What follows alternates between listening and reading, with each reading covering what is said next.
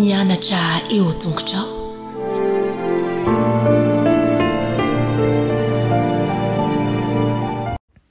Faly miarabantsika tsirairay avindray atonga eto mifandraisana ny lesona ho an'ny lehibe sika amin'ity ity misaotra an'Andriamanitra tranosika ny amin'ny famasinany sy ny fahamarinany izay aposany amintsika.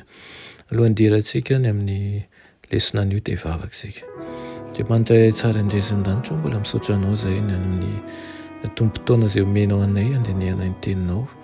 Ngataka aminao mba miela amin'ny fahatosoana sy ny heloka rehetra ary aoka anao tompo hiteny manoloana anay, anova ny fovato izay anananay ho fonofo ary atondra anay amin'ny fahamasinana sy ny fahamarinana ohatrany. Amin'ny tenena ray ao fa voninkaino anao zahay amin'ny anaran'i Jesosy. Amen. Lohateny lesonantsika androany dia manao hoe vato velona.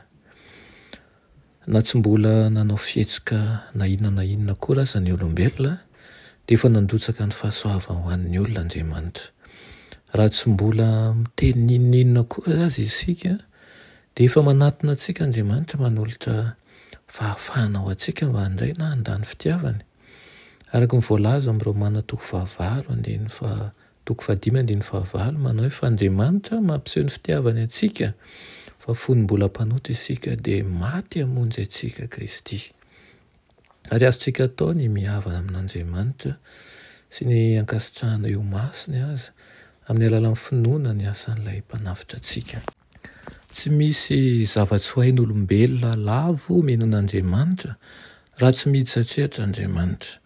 Noho ny fahasoavany sy ny famindram-pony dia nanolotra vahaolana tamin'ny alalan'ny asan'i Kristy izy, amin'ny alalan'i Jesosy Kristy tokoa no ahafahantsika manatitra fanatim-panasitraka kanefa raha tsy amin'ny finoana dia tsy misy azo atao azahoana sitraka aminy. Ary amin'ny alalan'ny asa fanelanelan'ny nataon'i Kristy no hanaovan'Andriamanitra antsika ho mpino tanteraka amin'ny tsara rehefa hanao ny sitrapony ka hiasa ao anatintsika izay ankasitrahany eo masina izy amin'ny alalan'i Jesosy Kristy. Ho azo tokoa ny voninahitra mandrakizay. Amen.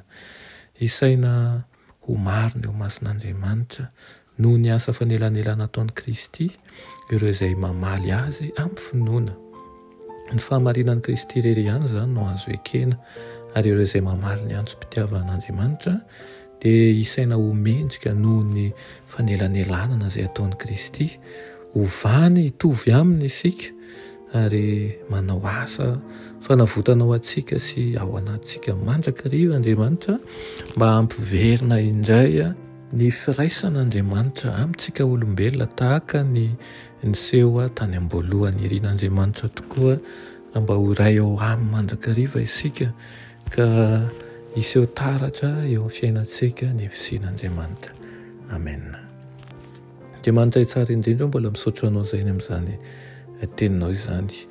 Ampoy izahay ahisaina sy ahatakatra izany fitiavanao izany ary andeha ampitiavana ihany koa izara izany ary atsapahanay fa noho ny aminao dia avotra izahay ary afaka mifandray sy miray aminao amin'ny alalan'i Jesosy Kristy. Amen.